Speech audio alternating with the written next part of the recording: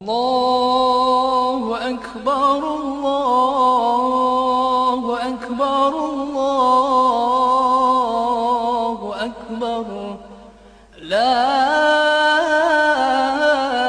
إله إلا الله والله أكبر الله أكبر ولله الحمد. Assalamualaikum Pak Rohman. Waalaikumsalam warahmatullahi wabarakatuh.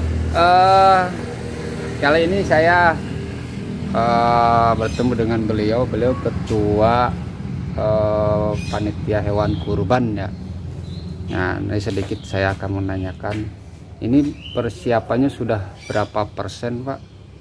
Ya, untuk kesiapan baik di sapi sama kambing ini. Ya. Sampai dengan hari ini, ya sampai siang ini, tanggal 19 Juli 2021, laporan dari tim layanan dan distribusi kurban bahwa sapi sudah mencapai 12 ekor, kemudian domba atau kambing sudah mencapai 36 ekor. Jadi ada kenaikan yang cukup signifikan dari tahun sebelumnya dengan tahun ini, terutama di kurban sapi. Tahun lalu 6 ekor dan alhamdulillah tahun sekarang mencapai 12 ekor sampai hari ini. Kurban ini kita sudah coba untuk diplot berdasarkan job desk-nya, yang mana secara keseluruhan bahwa metode yang kita gunakan adalah metode delegasi, artinya masing-masing RT dan juga ada kita dibantu dengan Karta juga, dan dari DKM Masjid dan DKM Musola ini bersinergis ya. Ada yang disebut dengan panitia dan relawan, di mana jumlah panitia dan relawan secara total plus minus 150 orang. Nah, diharapkan dengan pembagian tugas oleh 150 orang ini ya, kalau berdasarkan perhitungan kita ini bisa selesai dengan waktu yang tidak mencapai terlalu sore ya, cukup. Nah, untuk sapi kita juga pakai tenaga ahli. Nah, tenaga ahli ini mereka memang ahli ya di bidang pengulitan sapi. Jadi kita menjasakan beberapa pengelolaan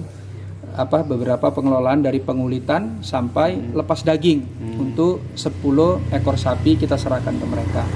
Sehingga dengan sinergisnya warga kita di kepanitiaan dan relawan serta ditambah lagi tenaga ahli, maka insya Allah pemotongan ini atau pengelolaan hewan kurban ini dapat berjalan dengan baik. Secara umum sebenarnya tidak jauh berbeda dengan tahun-tahun sebelumnya, tetapi hanya ada perbedaan di metode yang kita gunakan. Kalau metode saat ini adalah metode delegasi, artinya masing RW tadi, masing RT mendelegasikan DKM Masjid Jami Darul Mutakin selaku penerimanya di bawah naungan RW 10, kemudian bekerja sama juga dengan DKM Musola yang ada. Jadi tidak jauh berbeda lah. Tetapi dalam prakteknya nanti tentunya kita akan lebih berkoordinasi sehingga kendala yang ada atau sesuatu yang bisa kita perbaiki di tahun ini, dan harapannya juga di tahun depan itu tentunya harus lebih baik daripada tahun sekarang. Dimana pasti pada tahun ini juga kita akan mengalami banyak kendala. Tapi saya pikir dengan kita bersinergis dan berkoordinasi, kendala itu nanti akan kita bisa minimalisir.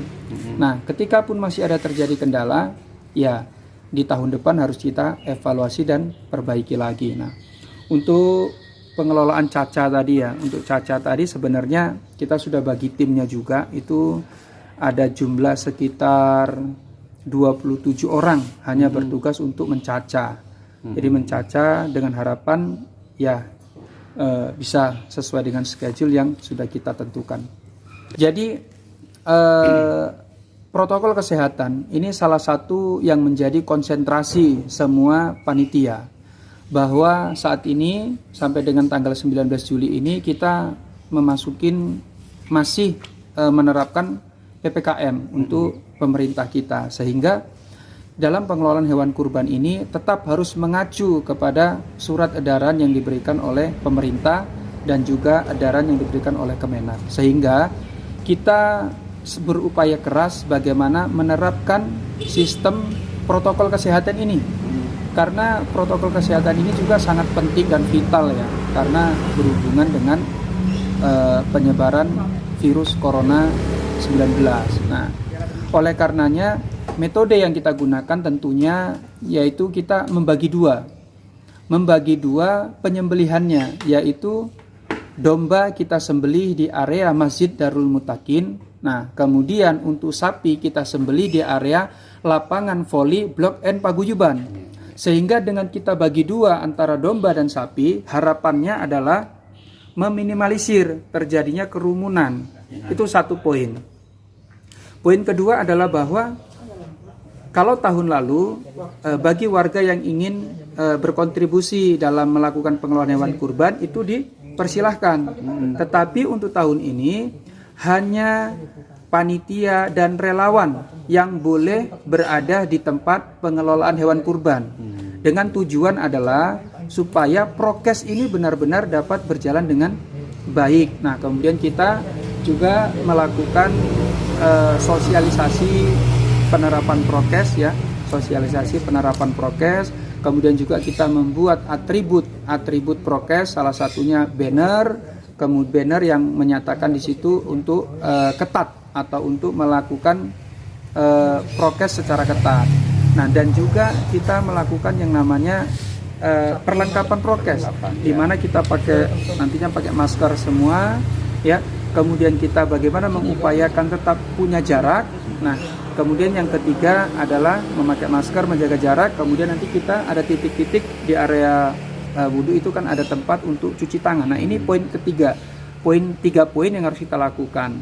Nah, di samping itu juga poin yang paling penting adalah bahwa setiap orang harus saling berupaya dan berusaha saling mengingatkan untuk tetap prokes. Jadi kalau saya tidak prokes, maka silakan teman yang lain mengingatkan saya. Kalau teman yang lain tidak prokes, maka saya berhak mengingatkan yang lain, sehingga prokes ini benar-benar bisa berjalan dengan baik. Oke. Oh, jadi sekarang untuk persiapannya ya hati 95%, 100% lah udah lumayan siap gitu. Yap. Oke, mungkin. Terima kasih Pak Rahman. Yap. Beliau sebagai ketua penyelenggara, mudah-mudahan kita selalu diberikan kesehatan, baik, berikan kelancaran. Semoga besok acara kita itu benar-benar maksimal dan terkoordinasi dengan baik. Ya. Terima kasih banyak atas informasinya Pak. Terima kasih Pak. Assalamualaikum warahmatullahi wabarakatuh.